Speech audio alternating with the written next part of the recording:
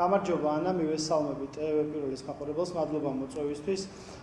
კოჩიევს არაერთი განცხადება გაუკეთებია აქამდე, მათ შორის ჩორჩანას საგუშაგოს აღების საკითხთან დაკავშირებით, IPRM ფორმატში თითქმის ერგნეთის ფორმატში განხილვისას საკითხების თითქმის ყოველ სხდომაზე განეხილება ჩორჩანას საოკუპაციო ხაზზე აგებული საპოლიციო საგუშაგოს აღების საკითხი, de facto სამხრეთ ოსეთის წარმომადგენლების საოკუპაციო რეჟიმის წარმომადგენლების მხრიდან, მაგრამ გუშინ კოჩიევის განცხადებაში იყო ძალიან ნიშანდობლივი ერთი მნიშვნელოვანი საკითხი.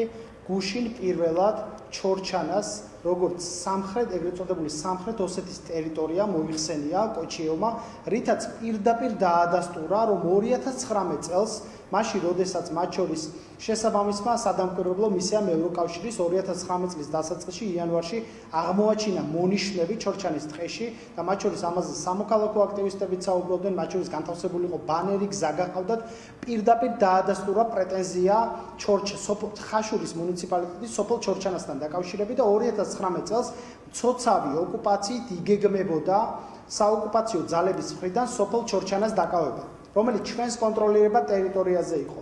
და ერთადერთ მათ შორის მონადირე იყო შეჩერებული ამ პერიოდის განმავლობაში 2019 წლის დასაწყისში, სადაც პირდაპირ საოკუპაციო ძალების წარმომადგენლებმა უთხრეს ამ ადამიანს, რომ არ ესარგებლა ამ ტერიტორიით, რადგან იგეგმებოდა ბალთულხართების გაბმა და ეს ტერიტორია უნდა გადასულიყო მათ კონტროლ ქვეშ და ეს პირდაპირ მიუთითებს ერთადერთ რამეზე, რომ რეალურად საპოლიციო საგუშაგოს განთავსებამ მცოცავი ოკუპაცია გააჩერა მშვიდობიანი მეთოდებით.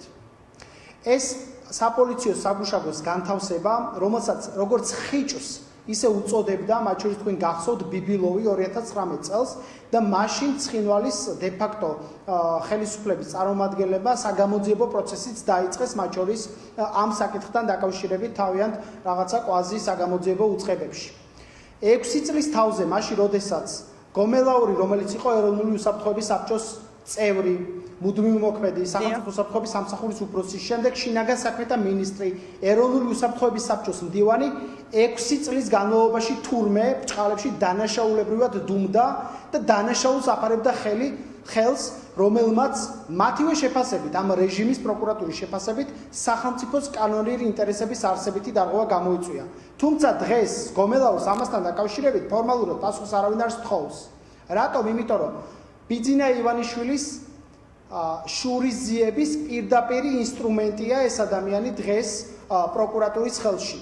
ეს ადამიანი მამუკა ბახტაძე, რომელიც როგორი პრემიერ-მინისტრიც იყო, ისეთი მოწმე გამოდგა პირდაპირი ფორმით, ეს შემიძლია გითხრათ.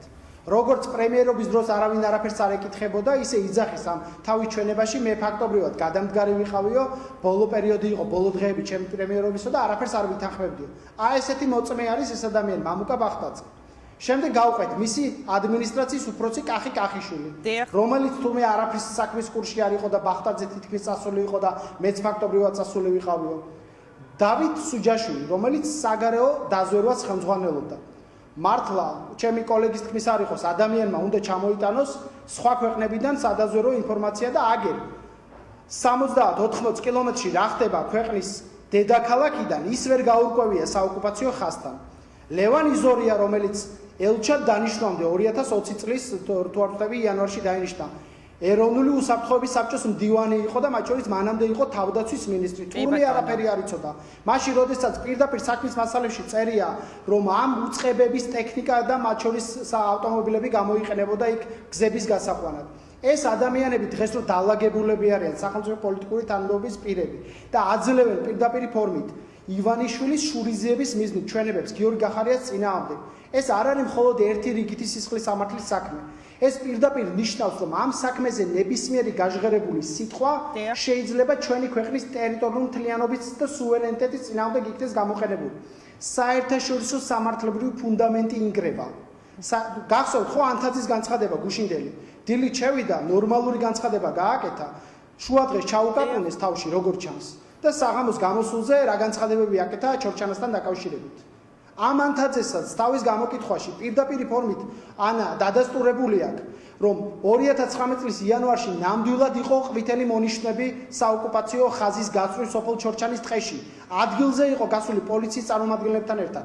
ერგნეთის ფორმატში დაყენებული აქვს ეს საკითხი და რუსებმა პირდაპირ ფორმით მიანიშნეს ცხინვალის საოკუპაციო რეჟიმის წარმომადგენლებზე, ოსებზე, რომლებიც ამ მონიშნებს აკეთებდნენ. და ეს ადამიანი დღეს საუბრობს თურმე, რომ იქ საპოლიციო საგუშაგოს დანაშაულებრივი განთავსება იყო დანაშაული თურმე ამ ქვეყნის წინააღმდეგ, რამაც იქ გამოიწვია რაღაც 100 ჰექტარის დაკარგვა თუ ასე შემდეგ. ეს ადამიანები ფაქტობრივად საკუთარი სახელმწიფოს წინააღმდეგ იძლევიან ჩვენებებს და ამ ჩვენებებს de facto ხელისუფლების ეგრეთ წოდებული სამხრეთ ოსეთის ცხინვალის საოკუპაციო რეჟიმის წარმომადგენლები მერე მოლაპარაკებებზე იყენებენ ჩვენ წინააღმდეგ. ეს მოხდა ეხა ერგნეთში და მერწმუნეთ ეს გაგრძელდება ჟენევაში. და ჟენევაში რა პასუხები ექნება ქართულ მხარეს ჩვენ წარმოდგენა არ აქვს. ეს შეხვედრები არის დახურული და რაზე საუბრობენ იქ და ქართულ მხარის წარმომადგენლები როგორ იცავენ ჩვენი სახელმწიფოს პოზიციებს ჩორჩანასთან დაკავშირებით და ოკუპირებულ ტერიტორიებთან დაკავშირებით ჩვენ წარმოდგენა არ აქვს. ამიტომ ვიძახით, რომ სისხლის სამართლებრივი დევნის დაწყება გიორგი გახარიას მიმართ ამ საქმეზე არის ეროვნული ინტერესების ღალატი. ეროვნული ინტერესების ღალატი არა, იმიტომ რომ გიორგი გახარიას მიმართ დაიწყო სისხლის სამართლებრივი დევნა. ეს ფუნდამენტურად ანგრევს ოკუპირებულ ტერიტორიებთან დაკავშირებით საერთაშორისო სამართლით აღიარებულ პრინციპებს. კი ბატონო, ბერდიაიანობას აყენებს კითხვის ნიშნის. კი ბატონო, ბერდია, აი სწორედ ეს მინდა გკითხოთ. აი თუ ივანიშვილს სურდა, რომ მაგალითად აი პოლიტიკურად რაღაცა მოტივირებული საქმეები დაეწყო სისხლის სამართლებრივი დევნა გიორგი გახარიას წინააღმდეგ, 20 ივნისის кейსი იყო ძალიან კარგი მისთვის, მაგრამ აი რატომ ჩორჩანას საქმე ამასთან დაკავშირებით მინდა გკითხო, როდესაც სწორედ აი სახელმწიფოს და სუვერენულ ინტერესებს ეხება, ხო? აი რაზეც თქვენ ეხლა საუბრობდით, აი რამე უფრო სხვა კვალს და კავშირებს ხედავთ აი ამ мотиваციაში, რომ უშუალოდ ჩორჩანას ეპიზოდი გააქტიურეს ესე და ამ კუთხითაც დაიწყეს სისხლის სამართლებრივი დევნა, იმიტომ რომ თუ უნდათ რომ რაღაცა პოლიტიკურად დევნო ციხეში გაუშვან, კონდათ კიდევ ვამბობ ეგე 20 ივნისის და რაღაცა სხვებსაც მოძებნით, ხო? აი რატო ვიტყვი ანა, დიახ, აი ერთადერთი, აი პირდაპირ ფორმით შემიძლია რაც გითხრათ, ბუნებაში, რა ვიცი, საგარეო მიმართულებითაც და ქვეყნის შიგნითაც ერთადერთი ვის ჩორჩანას საკითხთან დაკავშირებით პრეტენზიას უყენებს გიორგი გახარიას არის ოცნების რეჟიმი და მისი პროკურატურა და მეორე მხრივ ცხინვალის რუსული საოკუპაციო რეჟიმი. როგორ შეიძლება თანხმედრაში იყოს ეს ორი პროცესი ერთმანეთთან, ხო? ნუ წარმოუდგენელია. რა თქმა უნდა, ბუნებრივია мотиваცია გასარკვევია ამ ყველაფრის. ფაქტი ერთია, რომ ეროვნული ინტერესები ზიანდება, ტერიტორიული მთლიანობის საკითხები ზიანდება, სუვერენიტეტი ზიანდება, ამიტომ რატო აკეთებს ამას ივანიშვილი?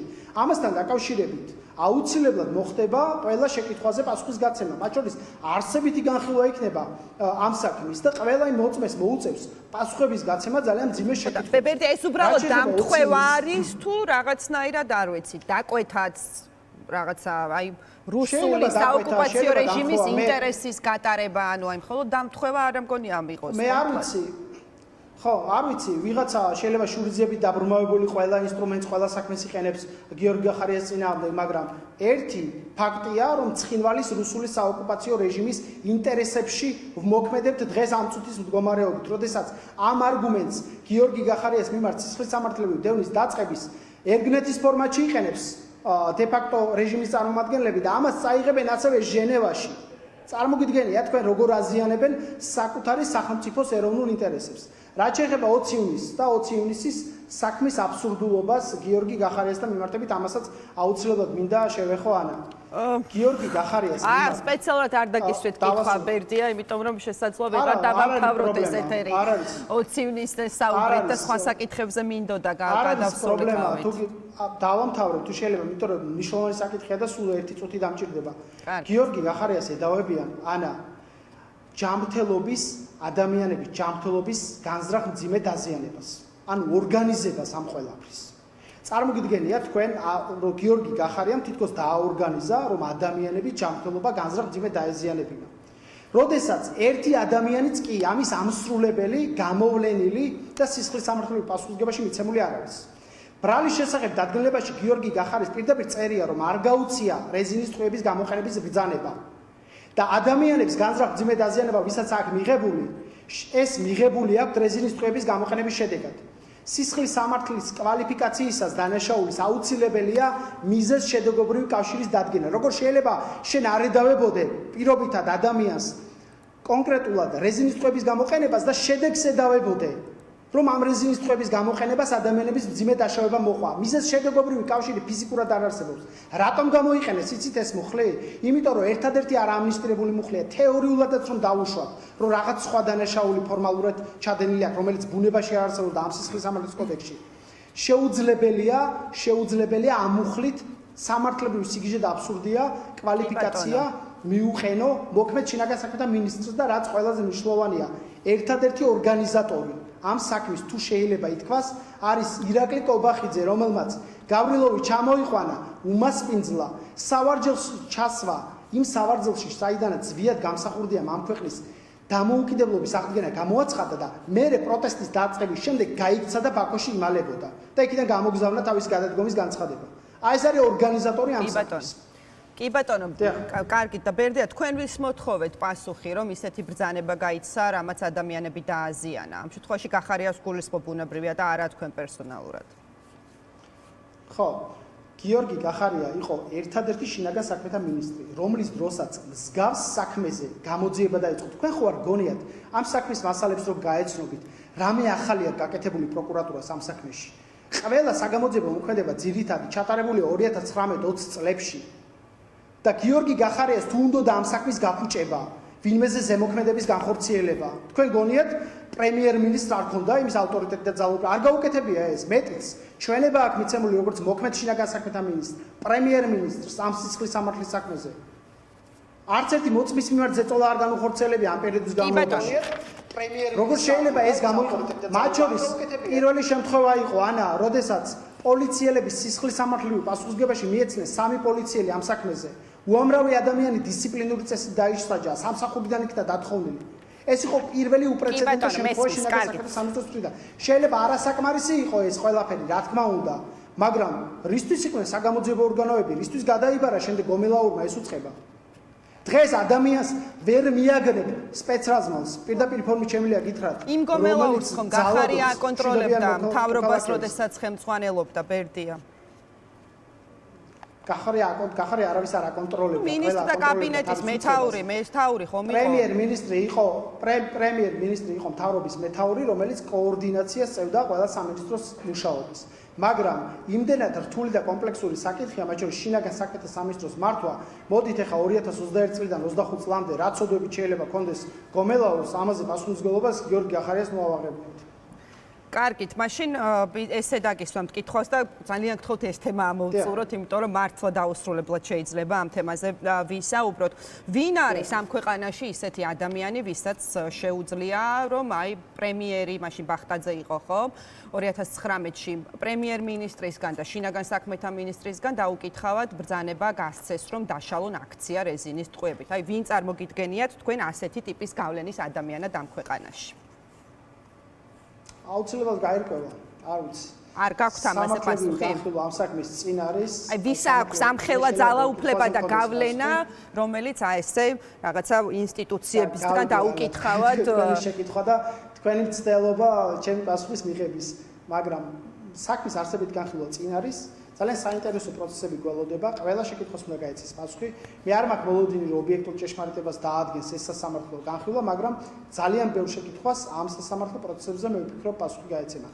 და ამ მიზნით პირდაპირ ფორმით შემიძლია გითხრათ, რომ ჩვენ ვითხოვთ 20 ივნისის საქმეზე, მათ შორის ჩორჩანას საქმეზე, საიდუმლოების რეჟიმში, ესე რომ ვთქვათ, არსებული მტკიცებულებების განსაიდუმლოებას, იმიტომ რომ ამ საქმეზე არსებობს მაღალი საჯარო და საზოგადოებრივი ინტერესი და ეს მტკიცებულებები ასლების სახით ხელმისაწვდომი უნდა იყოს ჩვენი მხარისთვის და საზოგადოებაში. რამე არის იმ მტკიცებულებებში ისეთი, რაც მაგალითად აი მე რომ კითხვა დავსვი რამდენიმე წამის წინ იმასაც გასცემს პასუხს. მტკიცებულებების შინაარზე ამ ნაწილში მე ვერ ვისაუბრებ. მტკიცებულებები პირდაპირ მიუთითებენ გიორგი გახარიას უდანაშაულებაზე ამ საქმესთან დაკავშირებით. და ვის დანაშაულზე უთითებენ ეს მითხარით?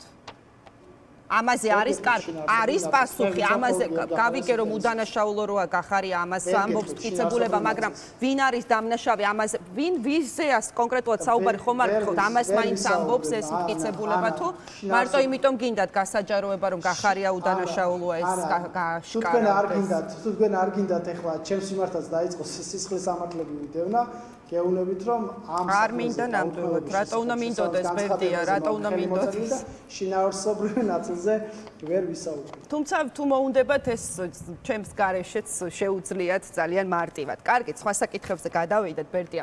კიდევ ერთ თემაზე მინდა დაგისვა კითხვა, ძალიან მნიშვნელოვანი თემა არის. გასული პროსტად მიმდინარე კვირაში აქტიურად საუბრობთ ამაზე, ეს არის ქართული ოცნების გადაწყვეტილებები ემიგრანტებთან მიმართებით და ზოგადად აი საარჩევნო კოდექსში რაცრულებიც შეაქვთ და არჩევნებთან დაკავშირებითაც. იცით როგორ დაგისვამთ კითხვა, აი დღის წესრიგში რატო აყენებს ეხლა არ ვიცი 2025 წლის ნოემბერში არჩევნებთან მიმართებით ესე საკითხს რაღაცა ყველაფერს ზღუდავს და სათავისოდ ირგებს კოდექსის დონეზე თუ ხმის მიცემის უფლების დონეზე, მაშინ როდესაც 2028-მდე ჯერჯერობით არჩევნები პერსპექტივაში არ ჩანს. შეიძლება ეს ჩავთვალოთ, რომ თავადაც ემზადება რიგარეშე საპარლამენტო არჩევნებისთვის და უბრალოდ რაღაცა კვლავ ძალის დემონსტრირება არის მისი მხრიდან. ბუნებრივია ამ რეჟიმის პირობებში ხა მათ გეგმებთან დაკავშირებით საუბარი, რომელიც ყოველწუთს შეიძლება შეიცვალოს, რა თქმა უნდა, არ იქნება სერიოზული. მე ვფიქრობ, რომ წლის ბოლოს ახასიათებს ხოლმე ოცნებას ყველა მნიშვნელოვანი კანონის გატანა, გაპარება სადღესასწაულო პერიოდში, როდესაც ამ ყველაფრისთვის არავის არ ცალია, რაც შეეხება ემიგრანტებთან დაკავშირებულ საკითხს. არჩევნებში საყოველთაო მონაწილეობის პრინციპი არის კონსტიტუციური პრინციპი, რითაც ყველა ადამიანს უნდა შეეუქმნა სახელმწიფომ იმის შესაძლებლობა განსაკუთრებით იმ ადამიანებს, რომლებიც ამ ქვეყანას ინახავენ პირდაპირი ფორმით, თავიანთი კონტრიბუციით, უზარმაზარი კონტრიბუცია შემოაქვთ ქართულ ეკონომიკაში. ამ ადამიანებისთვის ხმის უფლების წართმევა არ მგონია რაღაც დიდ ელექტორალურ ზეგავლენას აძლევდეს და ესე რომ ვთქვათ ბენეფიტს ხელისუფლებას, იმიტომ რომ ძალიან დაბალია მაჩვენებელი ემიგრაციაში, არჩევნებში ადამიანების მონაწილეობის სხვადასხვა მიზეზების გამო.